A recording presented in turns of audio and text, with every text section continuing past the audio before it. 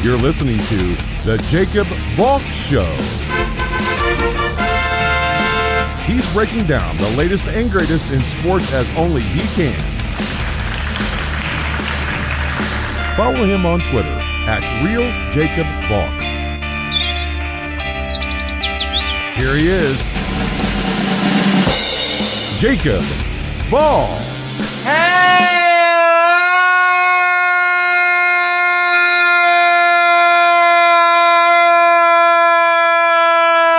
Sports fans! Welcome to another edition of the Jacob Valk Show. I am the Jacob Valk, and I have to start by breaking down the game that I went to yesterday. Wouldn't have missed it for the world. I can't think of anything that would have stopped me from going to that game yesterday. Astros, Yankees. The first game between those two since we found out that the Astros stole signs in an incredibly egregious way. I've been to a lot of Yankees games in my life. I've been to games where the crowd hasn't been into it. And I've been to World Series games. Game 6 of 2009, you could feel the energy. That game yesterday, in early May, had a World Series-like atmosphere. That's how into it the crowd was. I mean, booing Bregman every chance they got, booing Correa every chance they got, the F. Altuve chants. Twice in that game, Jose Altuve made the third out of the inning. So he was the only person on the field. He was the sole recipient of that crowd's vitriol. He had to be the loneliest person on earth at those moments. But you know what? You knew it was coming. Everyone who follows baseball knew that the crowd was going to be hot. I commend the crowd for not going above and beyond. Some people will get upset that they used profanity. You had to know they were going to use profanity. You're talking about a crowd that saw their team get screwed out of a pennant 4 years ago. A sizable percentage of it has been drinking. Yeah, you're going to hear some swear words. I mean, I saw little kids at that game. I wasn't upset at the crowd for swearing. I was upset at the parents for bringing the little kids. If you don't mind them hearing swears, okay, fine. It's your child. But that was the kind of game that I would have kept the little kids home for. I mean, the Bronx yesterday was a war zone. Anyone in an Astros jersey was getting the business. Nothing physical. I didn't see any fights. I did see people get thrown out. I don't know why they got thrown out. Security probably wanted to nip things in the bud before things erupted. I mean, if there had been an obnoxious Astros fan, that guy would have been meat. Forget about it. The only way he's getting out of the stadium is with a police escort. And even then, you've got to be sure that the policemen aren't Yankees fans. But no, the Astros fans that I saw handled it well. They took the boos in stride, give them credit. It's okay to support your team in a situation like that. That's perfectly fine.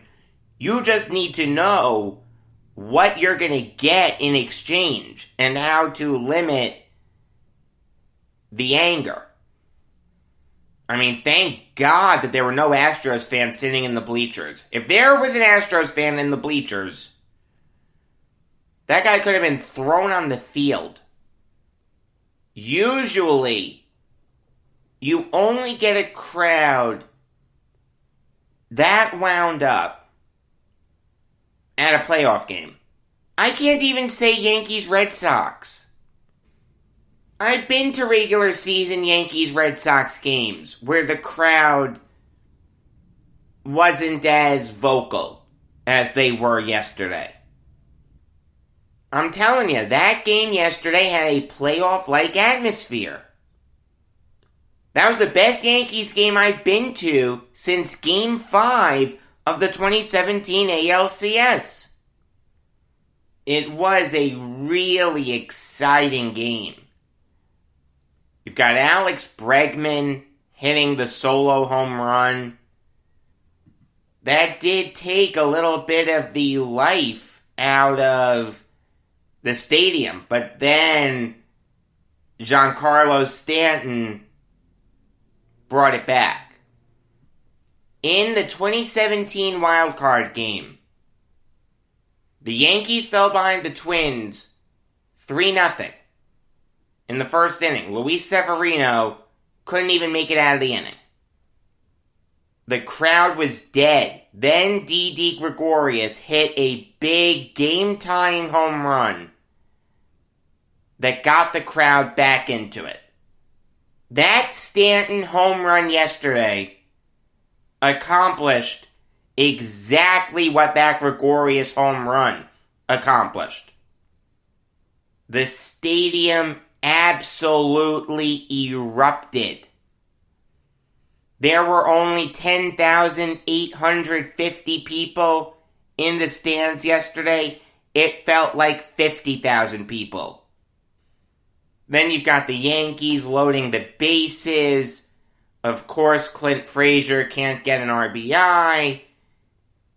He does bring the run in, but still, no RBI. That's a bad look for Frazier. I hate Frazier. And Hicks. The crowd was into it. Then the fourth inning, Michael Brantley hits the solo shot. Gurriel hits an RBI double that if it had been a foot higher, would have been a home run. Yeah, that was tough. And it was kind of interesting to see what the Astros players were doing as they were coming off the field. I know this is a hard left turn a little bit, but it was interesting. Usually, you'll see the players throw the ball into the stands. If it's a foul ball that the left fielder needs to get or the right fielder needs to get, or it's the end of the inning and they're running off the field, they really didn't do that yesterday. I mean, they were getting a ton of heat. They could hear the boos. They're not stupid. They're not going to throw balls into the stands. I think the only people that the Astros gave balls to were Astros fans. I mean, the Brantley home run, I guess it's not as hard a left turn as I thought. The Brantley home run landed in the suite level of the stadium. It was a bomb. I saw someone run from the first base line all the way to the right field suite that the home run ball ended up in, just to throw the ball back onto the field. Think about that. The guy went out of his way to throw a home run ball back onto the field. It's one thing if you catch it and then you throw it back. To run through about 10 or 15 suites to throw a home run ball back, that's impressive. I don't think I've ever seen that before. Good job by that guy. So look, the game is tied at 3 at the bottom of the 6th. Then the Yankees mount the rally. Not to go too far in depth, but it was bases loaded, 2 men out for DJ LeMahieu. He fell behind 0-2. Then he hits a weak ground ball down the third base line. And give LeMahieu credit. He knew that was going to be a tough play for Bregman, so he hustled it down the line. Bregman, who's a good fielding third baseman, let off a really bad throw. Let's assume for a minute that if the throw had been on line, LeMahieu would have been safe. So it would have been 4-3 Yankees. Which is fair because LeMahieu was given an RBI single. With the throw offline, Higashioka scored from second.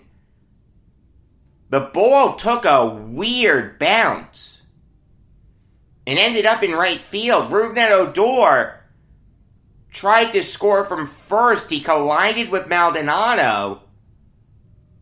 That was it. 3 runs scored. It was a nasty collision. Odor and Maldonado had to leave the game. But hey, it gave the Yankees a 6-3 lead. I don't care. I wanted Odor to be okay. I didn't care about Maldonado. I was booing the Astros all night. It's not like I wanted Maldonado to sustain a career-ending injury, but I cared more about Odor and his scoring than I did Maldonado.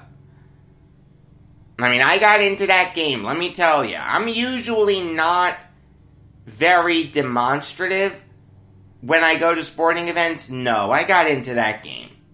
I was booing. I was going nuts when Stanton hit the home run and the Yankees took the lead in the 6th. It was impossible for you to not be heavily invested in that game. So look, great job by the Yankees. That was a game they needed to win for their fans. They got over 500. I'm going to be very interested to see if the crowd is just as hot tonight and tomorrow. I won't be there, but obviously I'll be watching. That's a game I'll remember forever. Alright, now I'll give you some NBA Valk talk.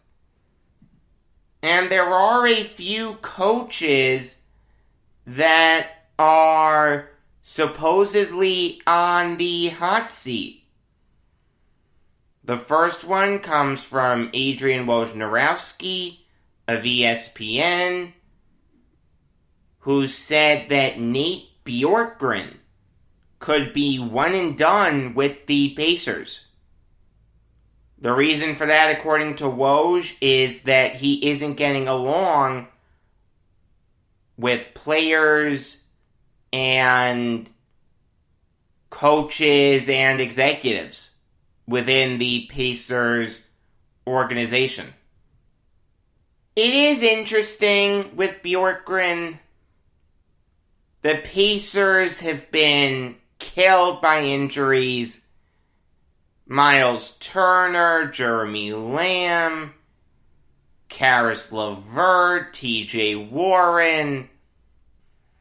I mean, there's not much you can do there when 4 of your best players have missed extended time. The Pacers are the 9 seed right now. They're in the play-in tournament. Now, granted, they're not a juggernaut or anything. They're 30-34.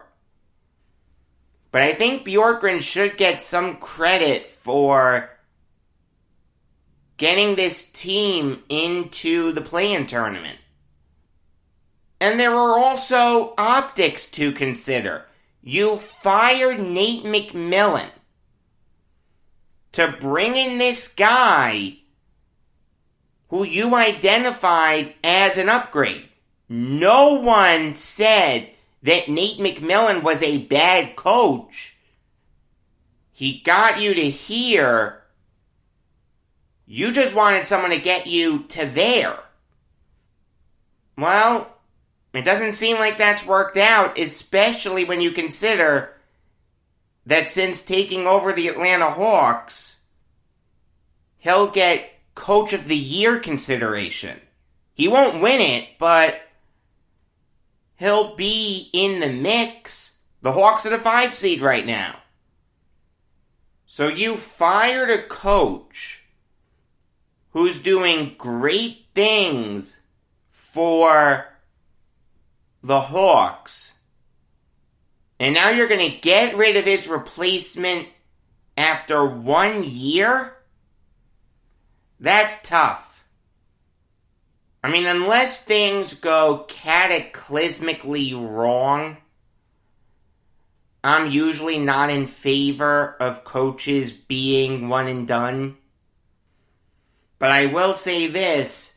Shams Charania and Sam Amick of The Athletic characterized Bjorkgren as abrasive, controlling, and as not getting along with Malcolm Brogdon and Domantas Sabonis. Those are 2 guys that you need to get along with if you're the Pacers head coach. You know, we're not talking about Greg Popovich here. We're talking about Nate Bjorkgren, a first-year head coach who doesn't have his team playing great. And in a normal year, they'd be out of the playoffs.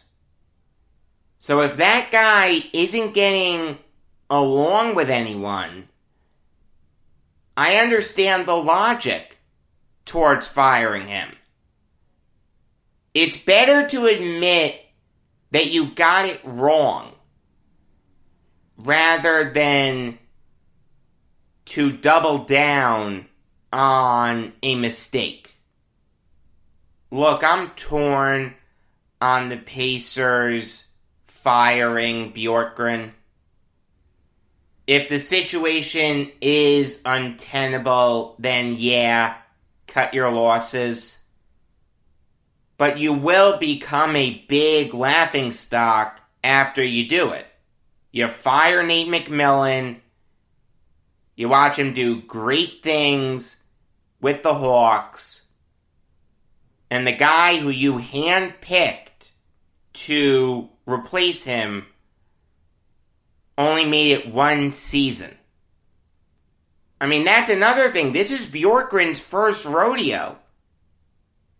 At the end of the season, he can pull everyone into a room and say, hey, I realize that I ticked some people off. This is my first time being a head coach.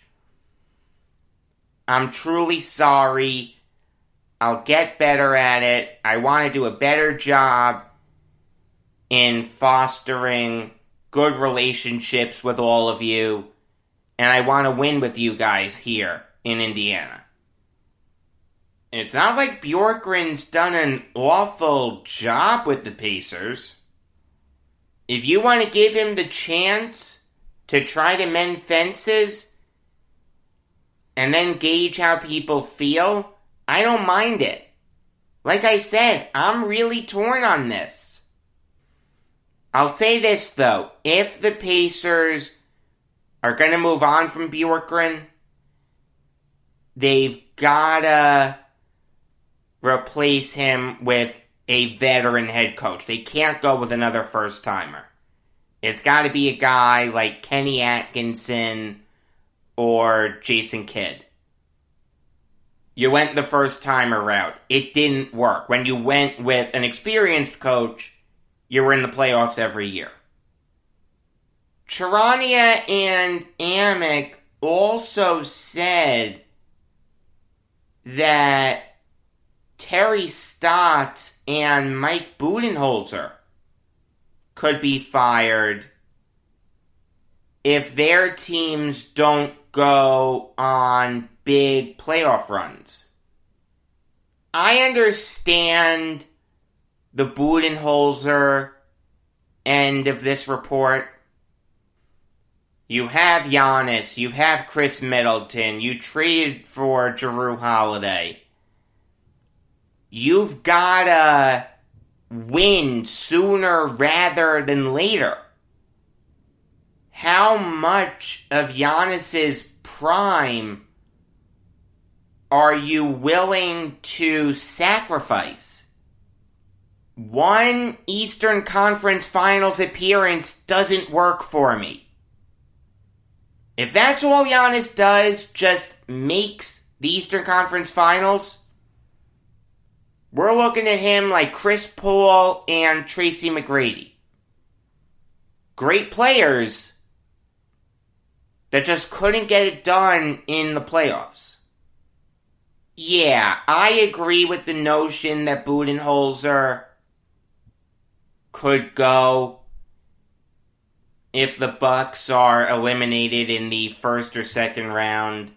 I mean, if the season ends today, the Bucks are playing the Heat in the first round. Realize, last year in the bubble, the Heat destroyed the Bucks in 5 games. If the Bucks get past the Heat, big if, they'll lose to the Nets. Oh, Jacob, what are you talking about? The Bucks just beat the Nets in back-to-back games. Yeah, without James Harden. And they were close losses. The Nets very easily could have won those games. If James Harden plays, they win. That's just fact. I don't think Budenholzer can survive a second straight Eastern Conference semifinals exit. He could be fired after that, and I wouldn't mind it. I'd understand it. Would Budenholzer land on his feet? Absolutely. There would be a ton of teams lining up to hire him. He's a good head coach. But if you're a team like the Bucks, you need to win now. If Budenholzer can't do that, you've got to find someone who can. As for Terry Stotts, look, it's the same logic. You have Lillard and McCollum in their primes, and the farthest that you've ever gotten is a Western Conference Finals appearance, where you got swept by the Warriors. Now, that's a bad look. I get that. But let me ask you something. Do you think that the Portland Trail Blazers are capable of doing anything more than just making the playoffs and maybe winning one round? Look at the playoff picture. Forget what's happened in the past. We're not evaluating him on the past. We're evaluating him on the now. The Trailblazers are set to face either the Suns or the Jazz in the first round. The Suns and Jazz are tied for first place in the Western Conference. The Blazers would get steamrolled by the Jazz. Could they beat the Suns? Yes. Look, if the Blazers lose to the Suns, okay, I can make the argument that you should fire Stotts. Would he land on his feet? Absolutely. He's a very good coach. But if you really don't think that he's the right guy to push the Blazers to another level, if they lose to the Suns, I can understand the logic. If the Trailblazers lose to the Jazz or lose to the Clippers, how can you punish Stotts for that? That's to be expected. The Portland Trailblazers do not have a great roster outside of Lillard and McCollum. Who's their third best player? Norman Powell? Powell's only played in 21 games this year. Carmelo Anthony? Carmelo Anthony cannot be the third best player on a team that's going to make a deep run in the playoffs at this stage of his career. Enes Kanter, that's not going to work. Yusuf Nurkic? You know what? Nurkic hasn't been that great this year. He hasn't been awful. I'll take him on my team in a minute, but his scoring has gone down. His rebounds have gone down. His minutes have gone down. His assists have gone down.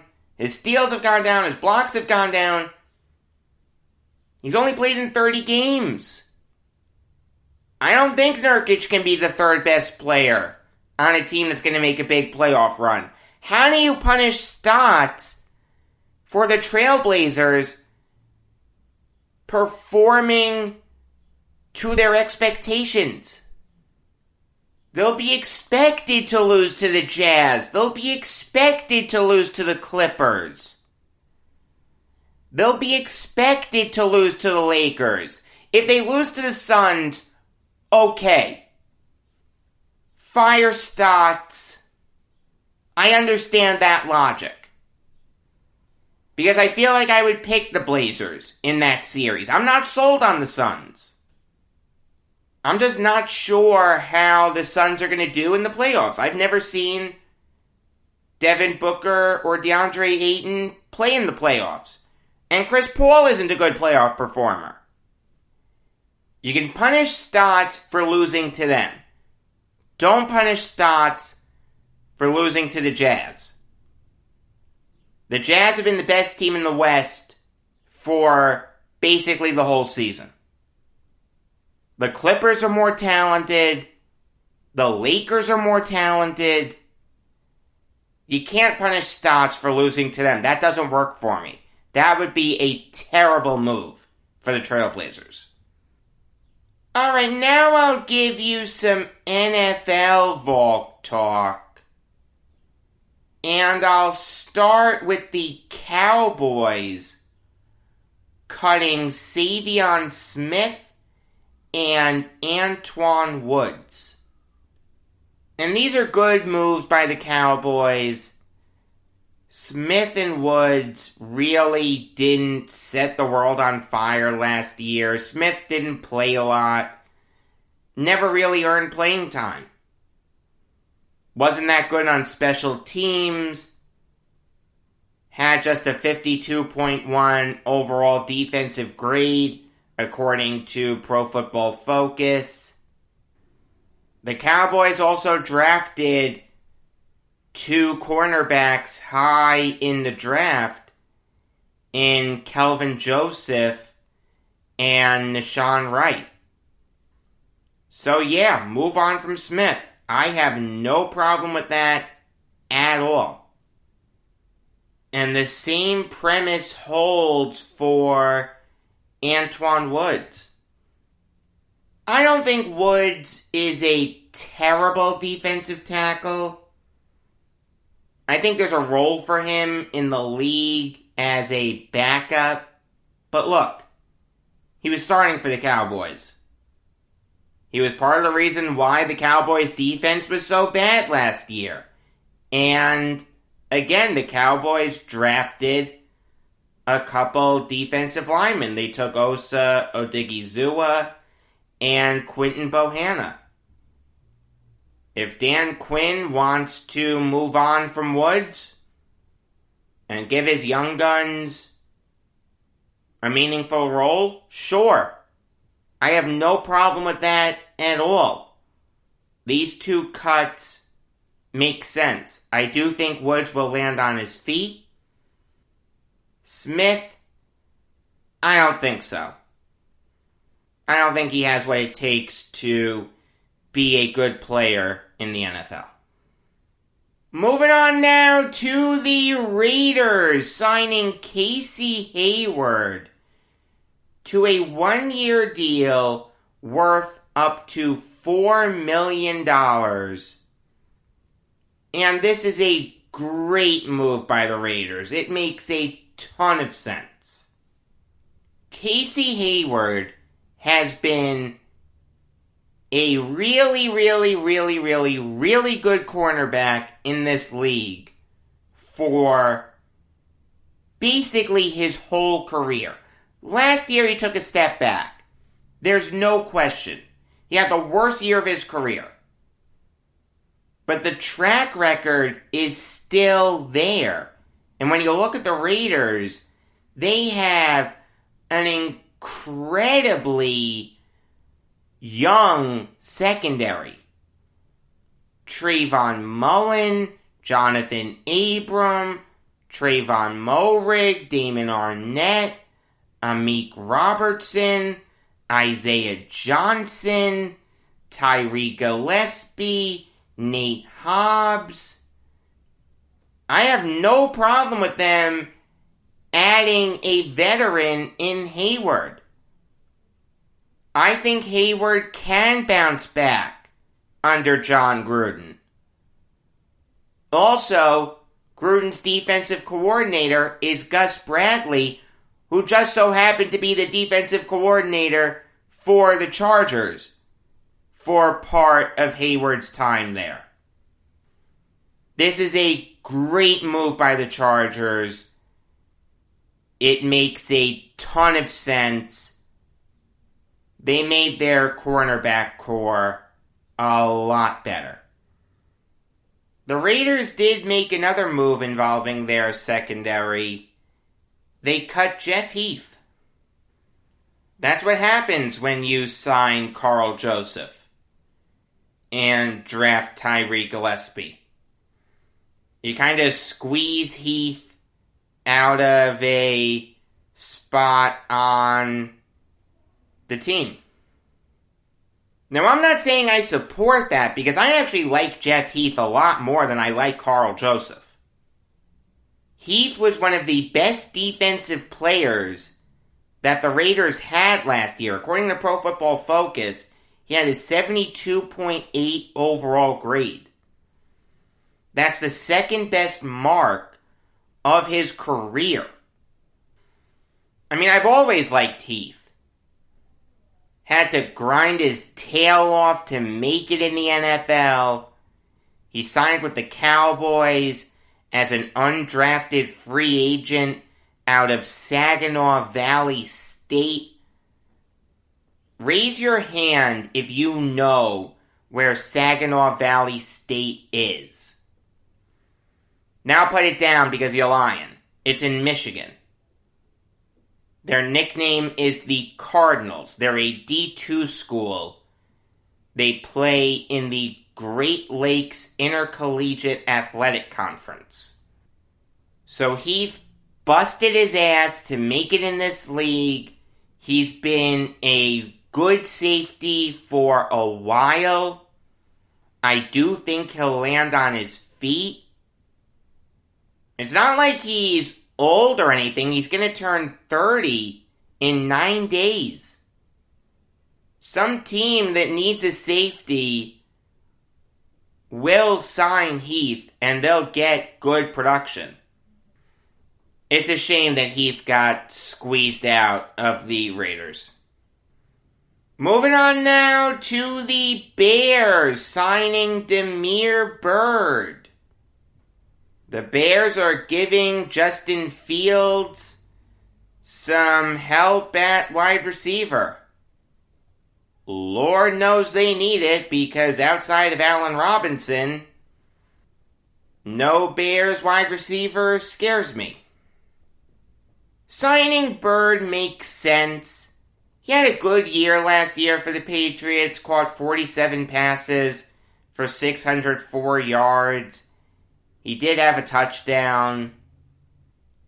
Like I said, the Bears needed wide receivers, so you signed a solid one in Bird. Is he a world beater? Absolutely not. But he can hold his own. He's not a bad player. If nothing else, the Bears have volume at that position.